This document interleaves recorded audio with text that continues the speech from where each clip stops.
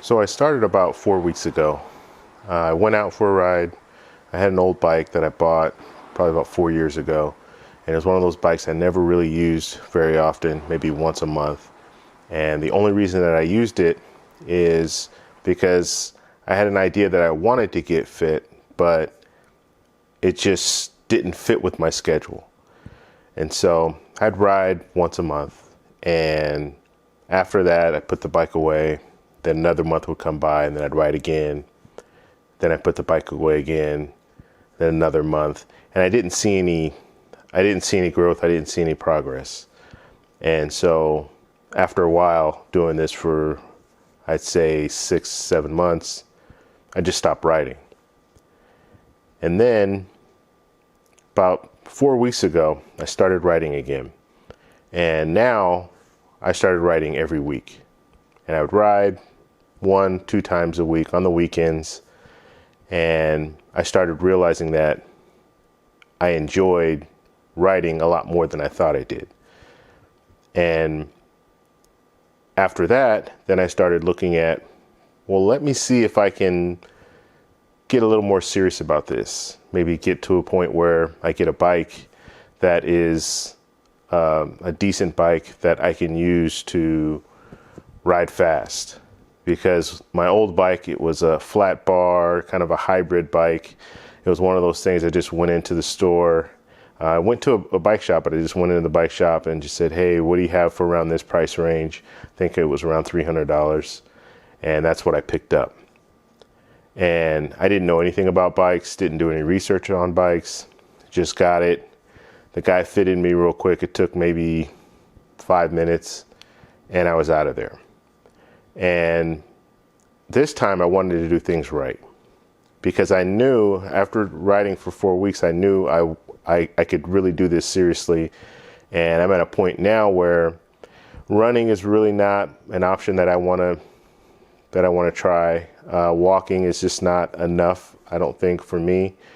And so I wanted to do something where I exert some energy and sweat and burn calories, but I don't want that high impact. I don't want to run where it's high impact.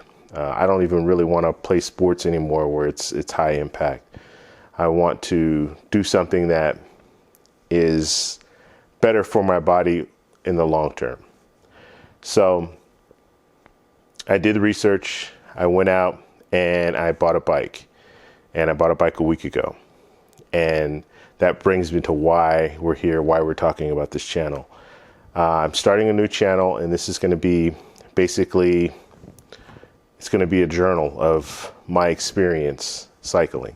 It's been 1 week now, and I've had a really good week. I just got a new bike. I got fitted for the bike. However, it was a quick fit just at the bike shop. So I really need to go out and get a legitimate fit for the bike, but it feels good. After my first couple of rides, I rode 3 times this weekend, and it was good. It was overall, it was a good experience. My butt is sore, and I think mainly it's just different. So the seat's different than the bike that I had before. So my butt just needs to adjust to that. But the bike feels good. One thing I noticed right off the bat is the bike that I had before was a really slow bike. And the bike that I have now with the gears and everything, I can go a lot faster. It's a lot lighter. It's stiffer. It just feels good when you're on the bike. So this is like my first experience with something of this caliber. And the bike, by the way, I got a Giant TCR Advanced 2, and that's a carbon fiber bike. I was a little apprehensive about carbon fiber, just because you hear different stories of how they crack and stuff like that. But after doing some research, they're pretty strong as far as weight-wise. They're strong, but if you do have an accident, you do run that risk of cracking your frame. Giant they do have, let's say if it's a weight-bearing thing, let's say you're on the bike and one of the joints or something like that does crack in that area where pressure would be on it, well, then they will replace it. However, if it's like an impact, like you get hit by a car or something like that, and it cracks that way, and it's not one of the joints, then they're not going to replace that. So that's pretty much where I am with the bike. I really like it, and the first week sore butt, but that's pretty much it. The only other thing, it's kind of funny, you buy these bikes, when you buy the higher end bikes, they don't come with pedals, so you have to buy your pedals. And so I had a decision to make. Am I going to buy just the traditional pedal that you just step on, or am I going to buy a pedal where you can slide your foot in, and it has like a little thing where you slide your foot in, you can slide your foot out, or am I going to get a clipless pedal? And I wanted to do it the right way as far as thinking long term. So with the bike, it was the same thing. I wanted to get something thinking long term.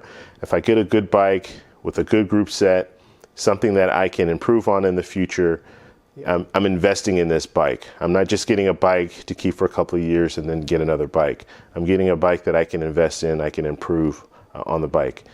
As well as the pedals, the same thing. Just the way the pedals are. Do I just get the traditional pedals? Do I get the where you can slip your foot in and then pull your foot out, that kind of pedal? Or do I get a clipless pedal? So after thinking about it a long time, I said, you know what? I'm going to go with the clipless pedal. I'm going to learn how to use these clipless pedals. And so that's what I did. I got the clipless pedals. And basically what they are is you have a little cleat on the bottom of your shoe. And you have to get special shoes. They have little holes in them. You screw it in the cleats. So you have the cleats in the shoes, and you clip your feet into the pedals. And it is night and day difference as far as the power that you can put through the pedals now, because not only do I push down, but I can also pull up. So on the downstroke, I can push down, and then I can pull up and give me power throughout. Now, you're not going to have as much power pulling up as you are pushing down, but you can still give it a little bit of power pulling up. So I'm at a point now where I'm glad I got them, but it's still only a week, and I almost fell once. I haven't fallen, and that's knock on wood, because they always say that you fall at least 3 times. That hasn't happened to me, but I did almost fall, and luckily I was just learning how to clip in and clip out. So I was holding on to, I was just leaning up against the car. I was holding on to the cars. I was clipping in, clipping out, clipping in, clipping out. And one thing about the pedals, you have your feet on the pedals. And usually when I ride, I take and this is when I didn't have the pedals that I have now, just a regular pedal. I usually take my right foot off. I don't know why, but I usually take my right foot off, and then I lean this way. That's just kind of my normal routine. And this stuff all happens when you're a kid. I guess you kind of figure out a way, and you put your right foot down, left foot, whatever. So I put my right foot down. And so with the clipless pedals, it's better to unclip the weakest, what you feel is your weakest leg. So your strong leg, the leg that you think you can push off with better, that's the one that you keep in the clip. So basically you take one foot, you unclip it, put that foot down. So now I'm leaning to the left, and then I have my strong leg on the other pedal. And that's when I get going, I have to push off and then bring my other foot up, clip it in, and then go. So it took me getting used to that, just having that situation where now I have to clip in and clip out with a different foot. And if you lose balance, like I did when I was holding the car, I lost a little bit of my balance. So I'm leaning this way now. So now I need to get this right foot out, or I'm just going to fall. And even though I was holding onto the car, the bike was like, I'm holding onto the car, but the bike is slipping underneath me. So I just was pulling my foot, because initially you just think pull your foot up just like you would in a normal pedal. But your muscle memory has to get there to where you realize you need to pull your foot this way. Because basically what you're doing, I don't think I talked about this, but you're pulling your feet out. So if I pull my heel out, then it'll unclip. If I pull my heel up, it's not going to do anything. Push down, obviously, not going to do anything. If I just try to push to the side like this, it's not going to do anything. I have to pull my foot this way, and that will release the clip. So finally, I was almost to the ground, but it was a slow, because I had my hand on the wall or on the car, so it was a kind of a slow little slow crash or slow fall, I guess you could say. So I finally got my foot out. But when I pulled my foot out, I was pulling so much, I actually pulled the chain. So I pulled the chain off too. So that was kind of comical. So that was my experience. So I haven't fallen yet. Hopefully I never fall. But you kind of know though, like after the first day, every time I would slow down, I would think, okay, I'm going to have to pull my foot out. And so I got to the point where at the end of the first ride, I was pretty good.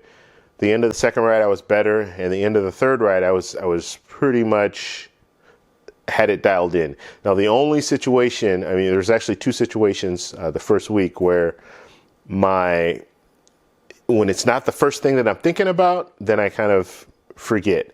So there was a lady walking a dog, and we're on the bike lane, or I'm in the bike lane, and I'm riding, and she's also in the bike lane, but she's ahead of me, and her dog is in front of her, so I have a clear path, but then the dog decides to run over to in front of me. Now the dog's on a leash, so when he ran over, I had enough time to slow down and stop, so I slowed down, or actually I didn't stop, but I slowed down, and then I got to the point where I'm going to need to put my foot down in order to keep my balance, but I'm thinking about this dog and not hitting the dog, so I'm not thinking about taking my foot out. So that happened.